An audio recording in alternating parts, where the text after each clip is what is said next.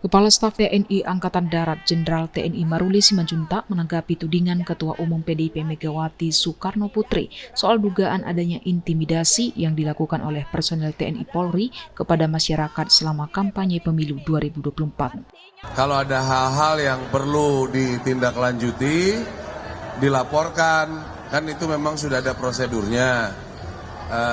Kalau memang dianggap pelaporan ini agak membutuhkan waktu dan lain sebagainya, ya mungkin bisa dihubungi langsung saya atau pejabat-pejabat Kadispen juga. Sebenarnya rekan-rekan media kan punya nomor telepon Kadispen semua, ada perkembangan tentang ketidaknetralan.